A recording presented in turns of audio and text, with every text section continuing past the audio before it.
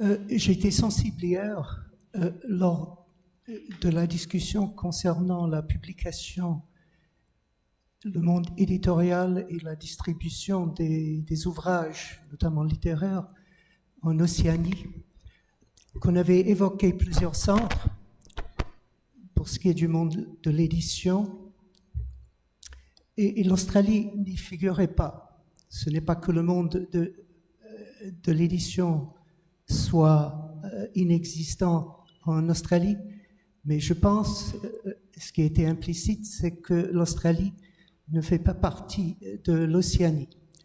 C'est un peu le propos implicite de mon intervention, à vous de juger. La question de la littérature écrite et orale comme forme d'intervention figure dans deux œuvres qui ont vu le jour en 2021. L'une sur le continent australien, l'autre ici en Polynésie orientale. Le roman After Story de Larissa Behrendt, la pièce Ihotupu de Chantal Spitz, mise en scène dans le cadre du festival Tahiti Tiamai du HEVA de l'année dernière. Ces œuvres affrontent, chacune à sa manière, l'histoire coloniale, dont les effets retentissent de façon très sensible encore dans le présent. Elles constituent, de manière différente, également des exercices de lecture critique et partant réfléchissent sur l'art de la narration, sur l'autorité de la voix narratrice, sur le rôle de la littérature dans la construction sociale. Je vais donc vous raconter des histoires. D'abord l'Australie, où le nouveau gouvernement se propose d'organiser un référendum pour modifier la Constitution, sans doute l'année prochaine, afin de donner une visibilité à ces peuples premiers qui serait une reconnaissance historique sous forme de voix au Parlement, voice to Parliament, n'est-ce pas, dans un nouveau contexte de construction du pays. After Story de Larissa Behrendt ne traite pas de questions constitutionnelles, mais cet auteur aborigène, professeur de droit public, cherche elle aussi à donner une voix au peuple autochtone dans un contexte colonial, tant britannique qu'australien. Ce roman présente deux femmes aborigènes, mère et fille, l'une sans éducation formelle ou culture livresque, l'autre avocate et prise de littérature, qui font un voyage touristique en Angleterre pour visiter des sites liés à des auteurs de la grande tradition des lettres anglaises. Voyage d'initiation et de déconstruction où elles découvrent des aspects de leur culture aborigène, des aspects d'elles-mêmes, mais dans des villes cartes postales de l'Angleterre. Roman aux formes et contenu constitue un questionnement à résonance politique. Les récits de la mère qui alternent avec ceux de la fille sont simples en termes de prose sur le ton de la conversation. Sa fille Jasmine se lance directement et immédiatement dans ce qu'elle appelle son monde, le monde des classiques de la littérature anglaise et partant des valeurs occidentales qui sont projetées comme étant universelles. Ses écrits sont truffés d'analyses littéraires et de discussions intellectuelles sur la littérature, sur Freud, sur les Lumières, au sujet surtout de la littérature anglaise, comprise comme la littérature d'Angleterre. On peut penser que ces narratrices servent de métaphore pour les deux traditions, orales et écrites de l'Australie, autochtone et européenne. Mais les deux femmes évoluent au cours de ce roman d'éducation personnelle et politique. En grandissant dans un bidonville aborigène de l'Australie rurale, Jasmine la fille avait honte de son milieu. La lecture, encouragée par sa tante Hélène, avait été son refuge avant qu'elle ne quitte le foyer familial pour gagner la grande ville de Sydney, la vie universitaire, jurant de ne plus jamais revenir au bled. Jasmine est donc un exemple d'assimilation apparemment réussie. incarnation de la vision de la nation moderne qui a introduit la politique de l'Australie blanche comme élément fondateur de sa manifeste destinée, y compris la supposée disparition de la culture aborigène, de la disparition des aborigènes, selon la perspective du darwinisme social dominant à l'époque de la Fédération en 1901. Cette perspective pourrait être celle d'un roman de l'Australie européenne d'une époque antérieure, du complexe colonial, cultural cringe, si ce n'était que ce roman aborigène contemporain adopte une démarche critique, autocritique, inscrite dans la structure même de l'œuvre. Il s'agit donc d'un travail de réévaluation, de réimagination, y compris de soi. Roman comme thérapie politique, qui se sert des méthodes de la rationalité occidentale pour critiquer la tradition découlant de l'âge des Lumières, qui fut aussi l'âge de la colonisation d'Australie et plus généralement du Pacifique, même si l'Océanie est largement, très largement, absente de cette histoire de deux îles, l'Australie et la Grande-Bretagne. L'ouvrage présente des secrets et des silences, comme des obsessions, symptômes d'une répression de mémoire manquée, disparition et meurtre de la fille aînée de Delta, viol en série subi par Della et sa sœur, perpétrés par leur père, sans qu'elles n'en aient jamais parlé, même pas entre elles. Les narratrices racontent des mensonges, des demi-vérités, commettent des péchés d'omission l'une à l'autre, aux autres, à nous aussi, lecteurs parfois. Mais le roman dénonce ces choses par la suite, du moins à nous lecteurs, en faisant jouer les narratrices contre elles. Le roman critique également, à l'occasion, la posture de Jasmine à travers son langage trop fleuri de critique littéraire. La réflexivité et l'autocritique sont donc renforcées par des éléments structuraux et stylistiques. Les visites faites au lieu, il y a une méfiance de l'autorité qui fait partie intégrante du roman comme méthode thérapeutique.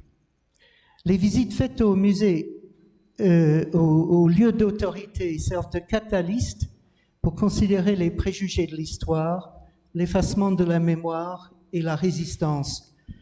Le British Museum à Londres en est un exemple. Érigé dans la décennie précédant les voyages dans le Pacifique de Wallis, Bougainville et Cook, ce monument en l'honneur des Lumières se donnait le but d'identifier, de cataloguer, de classifier les éléments du monde, tout en présentant une taxonomie hiérarchique des différents peuples comme espèces. On y apprend aussi le manque de connaissance de ces narratrices aborigènes qui en apprend sur leur culture dans le cœur de l'establishment en Angleterre. Pareil, dans un autre musée, celui d'Oxford, le musée d'histoire naturelle, où c'est le dodo, la pièce de résistance du musée qui effraie la mère, exemple d'une espèce disparue, et elle doit quitter le musée sur le champ. Sa fille, Jasmine, en apprend aussi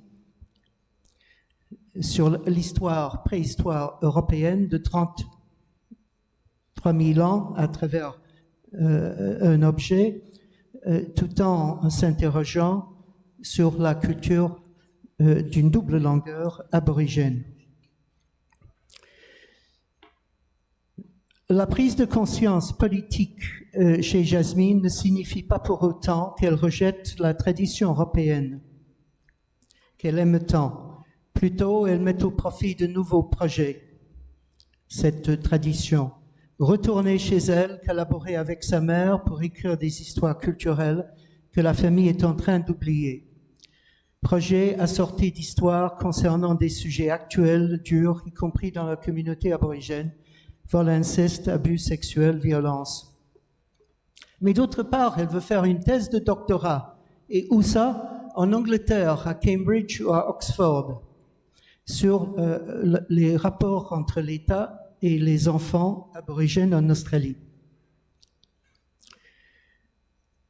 Et tout cela est en langue anglaise, car la seule référence à d'autres langues dans ce texte est celle de la vieille langue que savait Auntie Hélène, la défunte Auntie Hélène, figure de mémoire, figure de référence de la culture.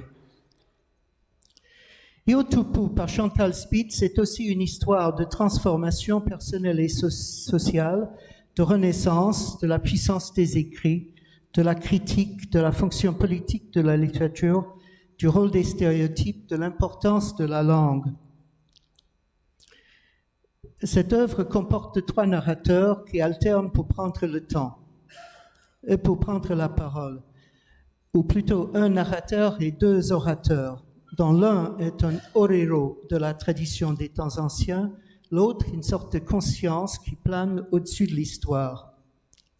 Je vais me concentrer dans cette présentation brève, de plus en plus brève, sur le rôle du narrateur, notre narrateur.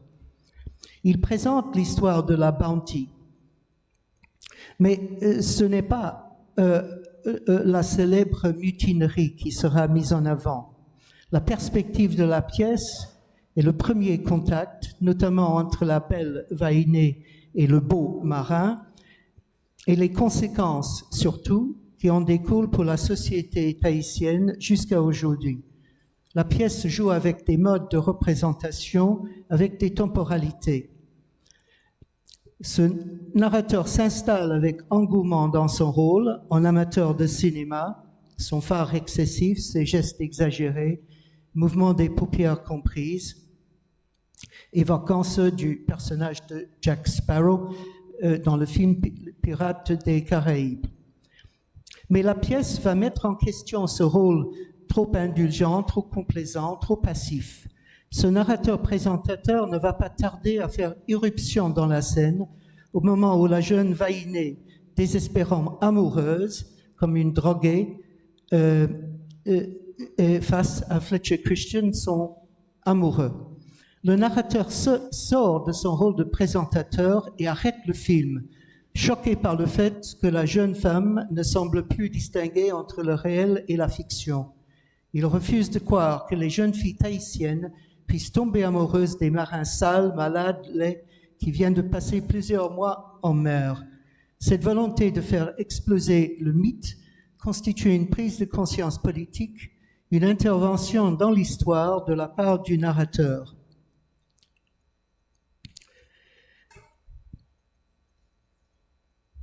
À cette fin, dans un deuxième temps, ce narrateur se situe dans le présent aujourd'hui, sur cette scène dite mythique de Toata, pour interpeller directement le public et y pose des questions rhétoriques. Pensez-vous vraiment que les Vaïnés soient dupes et étaient dupes? Pensez-vous vraiment que... Et le public, qu'il appelle Nuna'a a Toata, Nuna'a tumu no Toata, de Toata, public autochtone de Toata, a répondu à ces questions rhétoriques comme si elles étaient les siennes, comme d'une seule voix. Aïta, Aïta, Aïta, non, non, non. Ce public de 3000 personnes, ou du moins le tiers environ qui avait la compétence linguistique nécessaire. Un échange d'intimité réalisé spontanément sur l'espace immense de Toata. À ce sujet, la question de la langue a toute son importance, car Heva oblige, toute cette pièce se déroule en langue tahitienne, quelques échanges avec les navigateurs mis à part.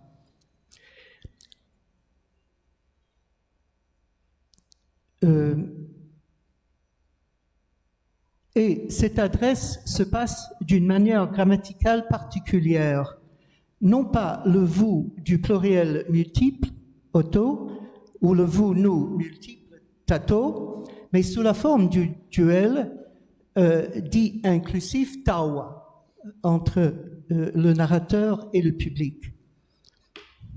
Et c'est ce public devenu Nuna'a Tumu no Tawata qui répond. 2 minutes? 3 minutes. Comme le rappelle Serge Tcherkassov, que cite Chantal Spitz dans un échange qu'elle a eu après coup, après le spectacle, et coup sur coup, d'ailleurs avec le professeur John Murray, la vaïnée de Tahiti est sortie de l'ombre sur fond de conception des variétés de l'espèce humaine et de couleur de la peau. C'est une affaire européenne. Chantal Spitz, quant à elle, prend la relève en l'inversant, en disant que l'histoire de la vaïnée, enfin celle qui la préoccupe, est une histoire tahitienne qui se passe dans la tête du Nuna'a Tumu, Iotupu, qui doit encore faire le travail de déconstruction libératrice pour se retrouver pleinement le Nuna'a Tumu qu'il est en devenir. La Polynésie, cette Polynésie-là du moins, peut paraître loin du continent australien. Je vous remercie de votre patience.